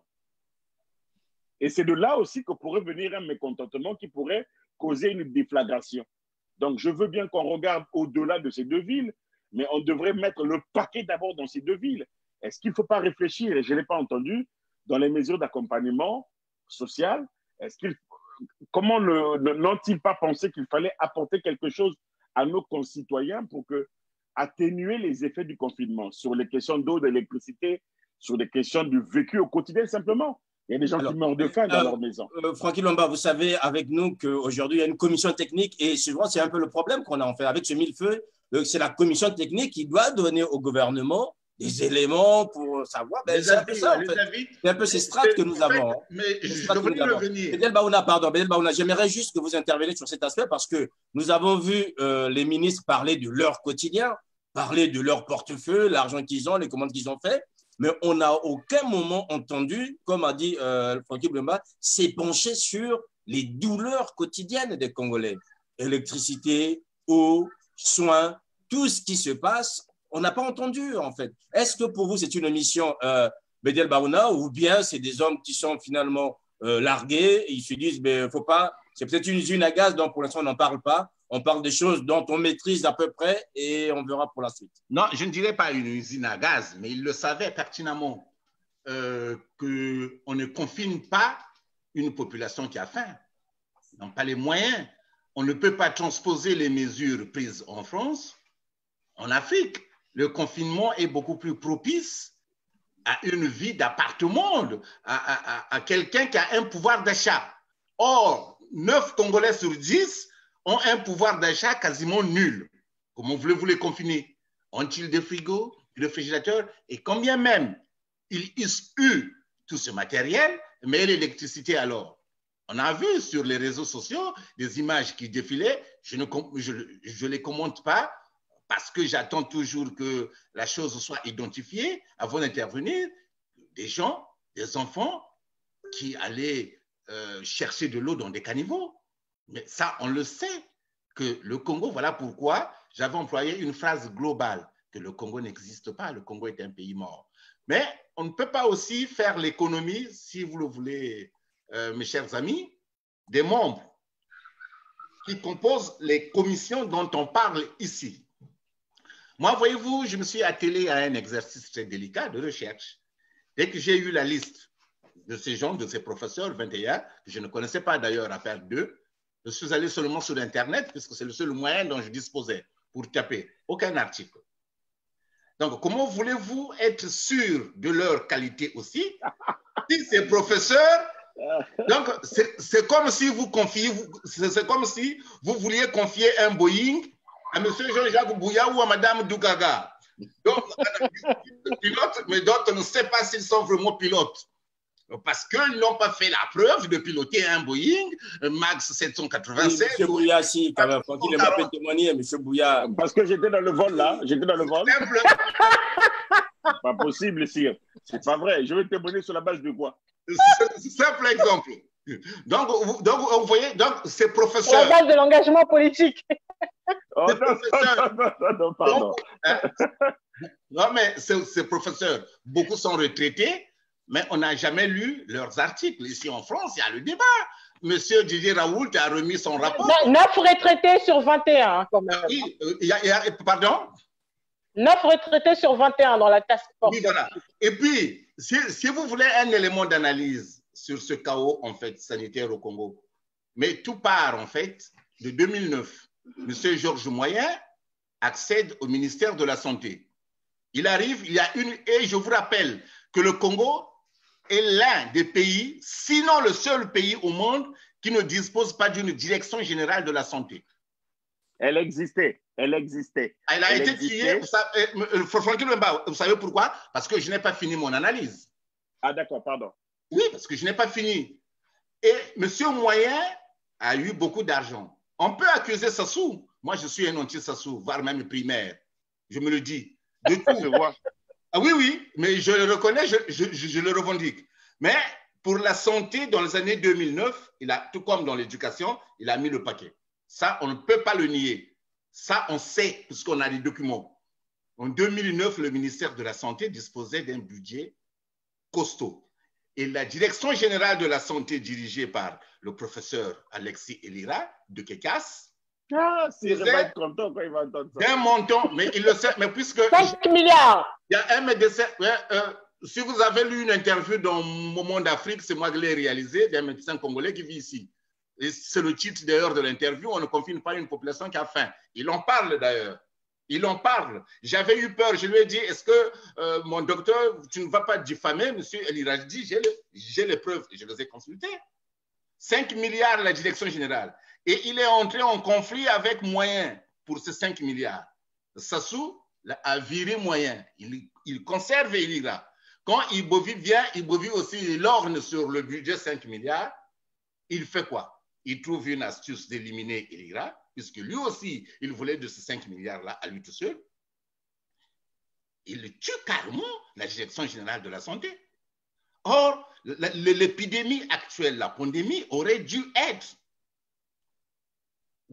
comment dirais-je, gérée par la direction générale de la santé. Ce qui n'est pas le cas. Oui, c'est bien beau de me montrer son costume à rayures, ou bien c'est pas une chemise bicolore. C'est peur, monsieur Elira, monsieur Baouna, s'il vous plaît, respectez quand même. Je le respecte, mais je dis bien, mais il est professeur, il faudra qu'il nous montre aussi ses travaux, ses recherches quand même. Hein. Il faudra qu'on lise ses articles au moins. Ah, voici ce que j'ai fait, voici comme recherche. Parce qu'il n'y en a pas. Excepté les travaux de Mme Francine Toumi, peut-être que je ne connais pas assez bien le Congo, je vous l'accorde. Ah oui, mais la preuve, tu connais pas votre analyse, Bédel Baouna. Voilà. Donc, le Congo, il faut le souligner. Nous assistons à ce chaos parce qu'il n'y a pas une direction générale de la santé. Il n'y a que des départements de la santé, donc des directeurs. Donc, il fallait satisfaire, cadoter tout le monde. Et ça participe de la gestion chaotique, non pas peut-être initiée par Sassou, mais tolérée par Sassou pour satisfaire tout le monde. On ne peut pas dire que Sassou accepte tout. Non. Il s'est refusé parce que c'est quelqu'un pour diriger un pays pendant plus de 50 ans. Ah oui. C'est pas possible. Je suis obligé de le dire. Mais ça ne peut pas être un chiffre, ça peut pas être un chiffre flexible. Mais... Un coup c'est 30 ans, un coup c'est 40 ans, un coup c'est 50 ans. Moi, dans mes analyses, simple digression, dans mes analyses, quand je dis que Sassou est là depuis 50 ans, c'est parce que Sungwabi, c'est lui qui était là. Parce que Bédel Baouna, excuse-moi. Bon, simple digression, revenons au sujet. Non, mais le président de la République, on peut lui reprocher beaucoup de choses, mais je ne pense pas que parfois les ratés qu'il y a dans l'exécution de certaines choses soient de son fait. Mais c'est ce que j'ai dit. Hein. Moi, je suis intellectuellement honnête qu'on peut accuser Sassou de tout.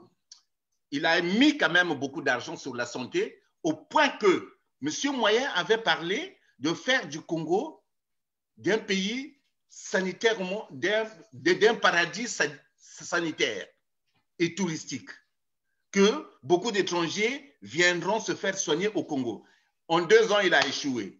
Dès qu'il s'est accaparé du budget de la direction de la santé, il s'est barré. Yibovi est venu, pof, oh, il y a un budget, la direction générale de combien? De 5 milliards? Pof. Comme il ira lui mener la vie dure, il a fait quoi, Yibovi? Il a tué carrément la direction générale. Donc, le Congo, ça, il faut que les Congolais, les téléspectateurs le savent, n'a pas de direction générale de la santé. Il n'y en a pas. Il n'y a que des départements.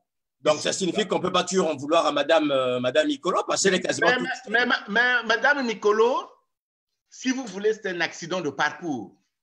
Il y a une dame qui intervient avec nous, en l'occurrence la marquise de Vinza. Elle a eu des mots assez durs. Je ne la connaissais pas d'une telle véhémence, d'ailleurs. Dis donc, tu ne la connais pas bien, alors. Hein? Mais Madame Nicolo, si, je la connais. Madame Nicolo, si vous voulez, ce sont au Congo des accidents de parcours. Madame Nicolo ne peut pas exister par elle-même. Ce n'est pas une femme politique. Ce sont des femmes. Bédel Baouna. C'est pas possible. Mais ce n'est pas une femme politique. On n'y arrive pas qu'en faisant de la politique. Bon. Mais non, mais écoutez, mais il y a des gens. Même en dehors de la politique, elle n'y arrive pas, M. Francky Luemba. Mais il y a des gens, Francky Luemba, qui ont été au bon endroit, au bon moment, ou bien qui ont d'abord préparé le réseau, ce qu'on appelle la force du réseau. Elle se trouve ministre. Mais c'est que quand on est une coquille vide, cela se fait toujours voir. Vous savez, la politique n'est pas une affaire de diplôme. En France, ici, moi, je me réfère toujours à la France, on a connu des ministres diplômés. Comme vous voyez, le philosophe Luc Ferry. Il braillait quand il est philosophe. Dès l'instant où il est entré au gouvernement Patatra, c'était une vacuité complète.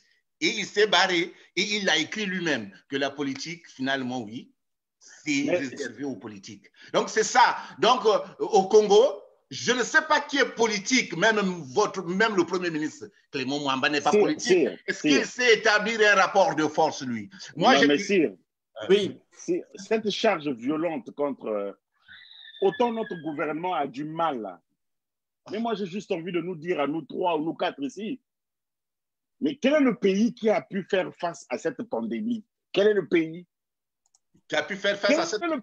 Alors, M. Francky Luemba, il y a la pandémie du Covid-19 et il y a toutes les pandémies du Congo. C'est ce que vous confondez. Sauf que la pandémie du Covid-19 est venue révéler toutes les tares de la gestion chaotique du Congo. Et ça, il faudra l'assumer, qu'on le veuille ou non. Parce qu'il ne faut pas juste gérer le cas Covid-19 dans un coin et fermer les yeux sur tout ce qui ne va pas. Aujourd'hui, si on est arrivé là, c'est parce qu'il y a un dysfonctionnement dans la gestion globale du pays. Ne faisons pas l'amalgame.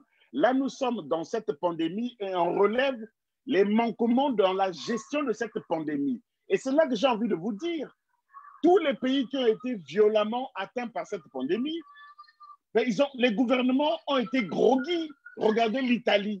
Quand vous avez un premier ministre d'un pays occidental, ils sont en pointe en matière de technologie au niveau de la santé. Vous avez un premier ministre qui s'en remet à Dieu.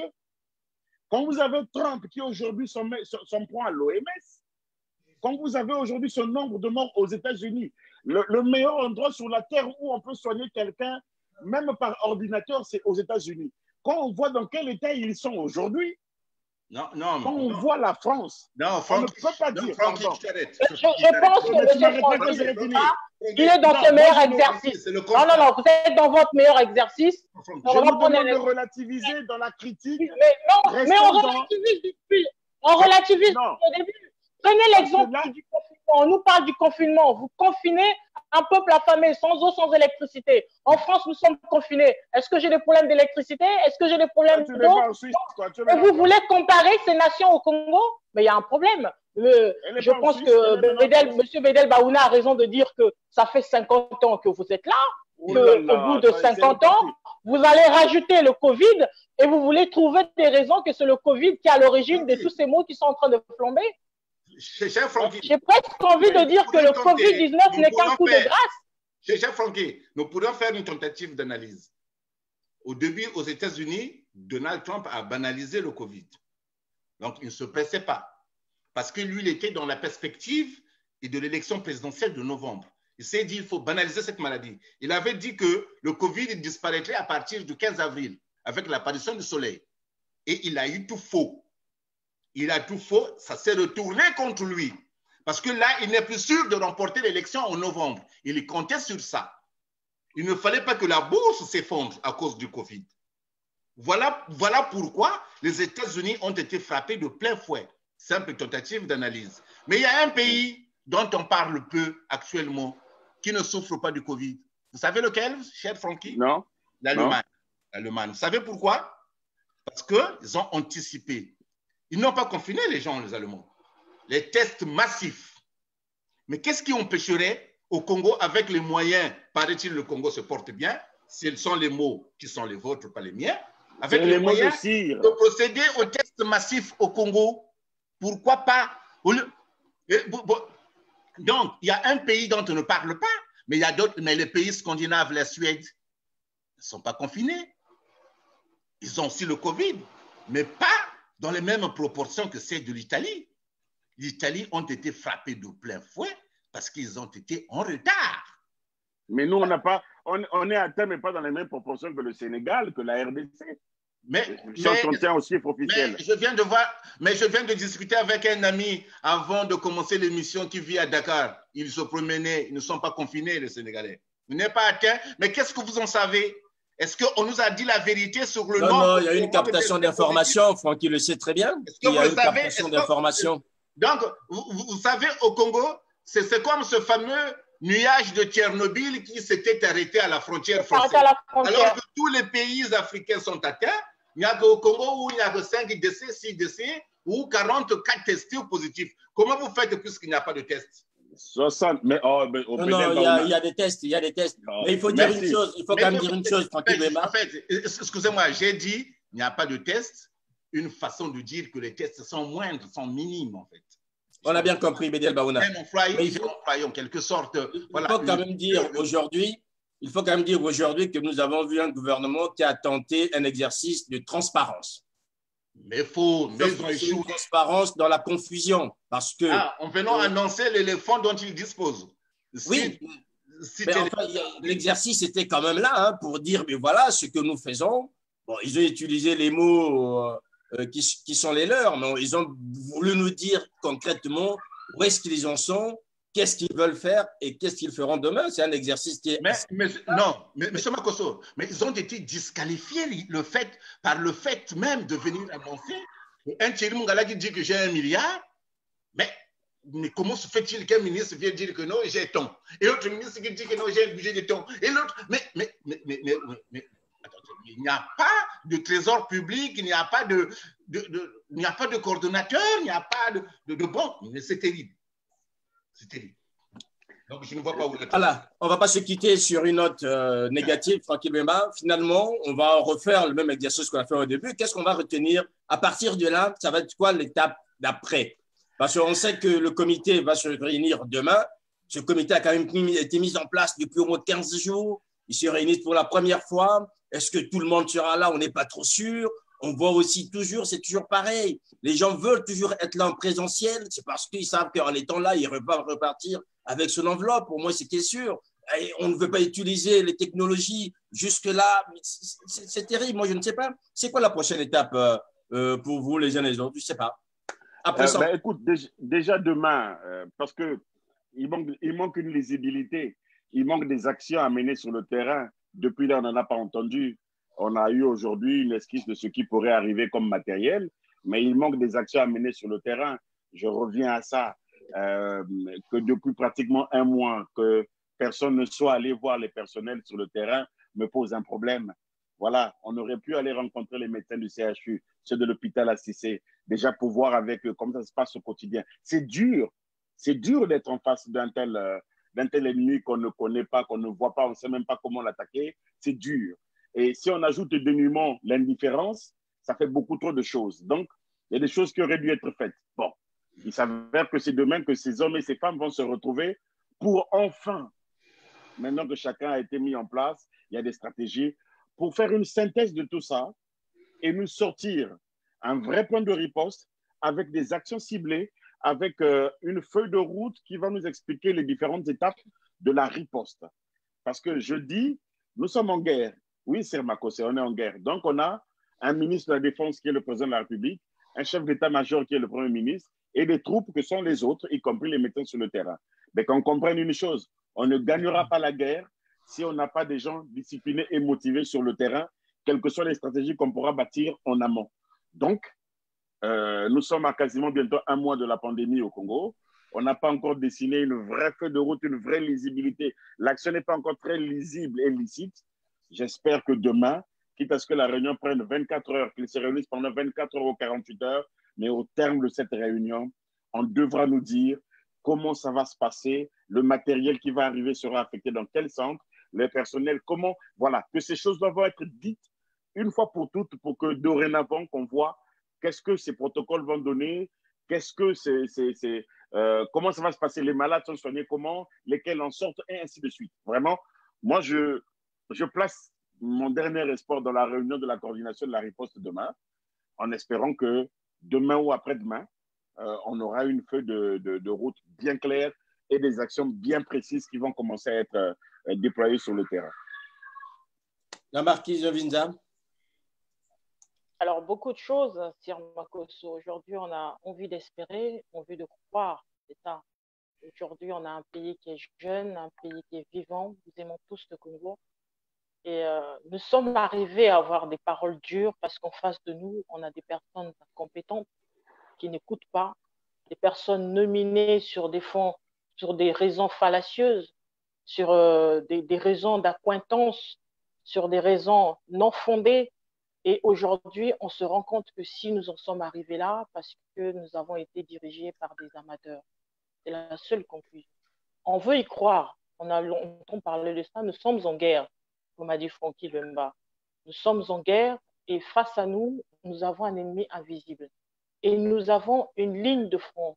Et nous le disons toujours, quand on part en guerre, lorsqu'on supprime la ligne de front, nous mourrons tous.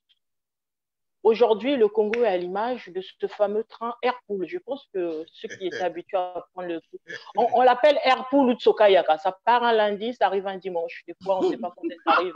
Et ceux qui sont dessus, ils espèrent. Donc, au fur et à mesure que les trains avancent, on achète un bout de manioc, il y a un boulon qui hache, on remet un peu du bois, on attend et puis il n'y a la pluie qui arrive. Mais finalement, avec la foi, on finit par y arriver. J'ai envie de croire aujourd'hui aux prières de Bishop Serge Mwakamabé. Je pense que ce qui nous reste aujourd'hui, c'est la foi.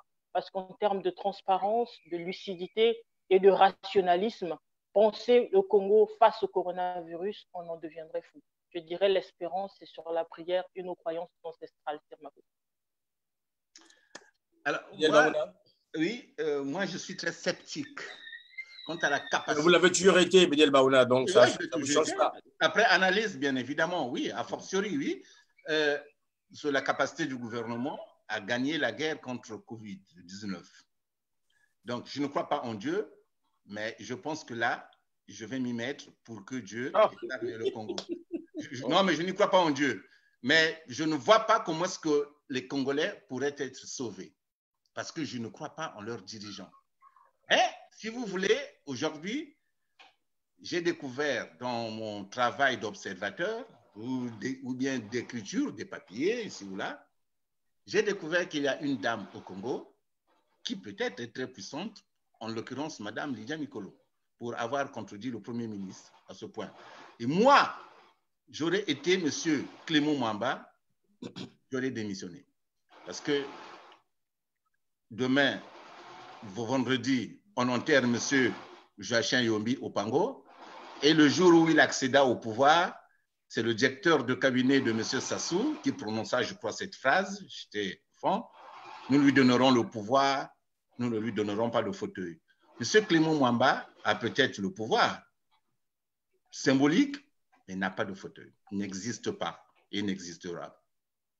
Parce que retrouver de l'argent ici ou là, il est incapable de diriger, de coordonner la lutte.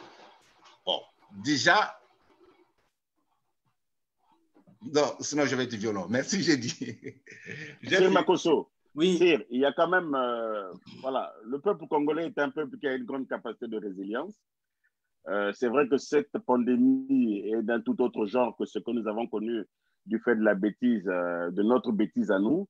Mais moi, j'ai foi, je crois qu'à la différence de Bédel Baouna, je crois que notre peuple, on va laisser certains de nos compatriotes sur le terrain. Beaucoup vont nous quitter, mais au final, je crois que nous pourrons, par cette capacité de résilience, et puis parce que nous avons la foi en Dieu, on sera relativement épargnés, même si certains d'entre nous, malheureusement, vont nous laisser, ont déjà commencé à nous quitter.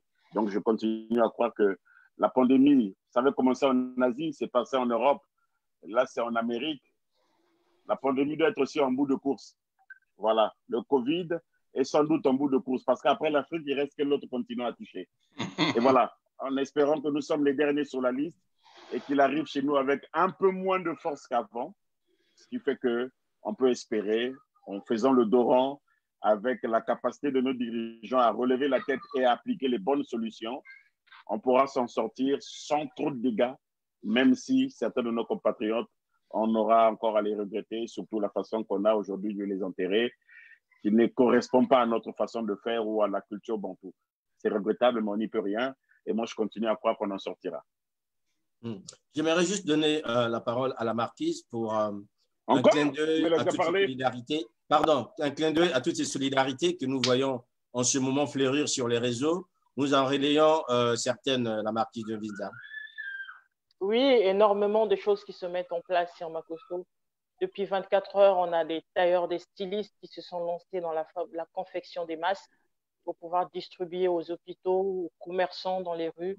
Donc, on sent un réel engouement des personnes, des hommes et des femmes qui se réveillent, qui se rendent compte que le Covid-19 est là et qu'il faut faire quelque chose. Et pour pouvoir faire quelque chose, il faut que tout le monde puisse mettre la main à la pâte. On a eu également sur nos plateaux une start-up qui est venue cet après-midi nous parler d'un projet, notamment M. Francky Lemba apprendra plus tard qu'ils accompagnent aussi les enseignants et les élèves à pouvoir mettre les cours en ligne via WhatsApp et servent de plateforme aujourd'hui pour que ceux de la diaspora puissent créditer les cartes de leurs parents pour qu'ils puissent avoir du crédit de recharge pour pouvoir appeler.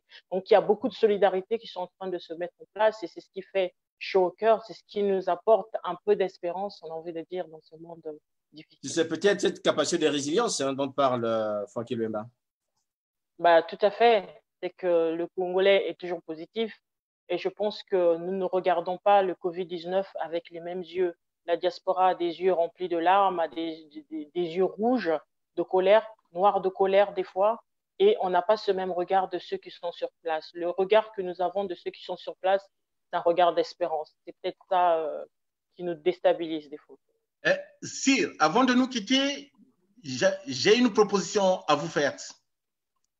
Organiser une émission, par exemple avec des juristes d'hier, sur est-ce qu'un gouvernement peut-il recevoir des dons des privés? Un gouvernement de l'État. On l'a évoqué rapidement, moi j'avais posé la question, mais c'est qui est sûr. Ça me choque parce que ça m'empêche de dormir. Voilà.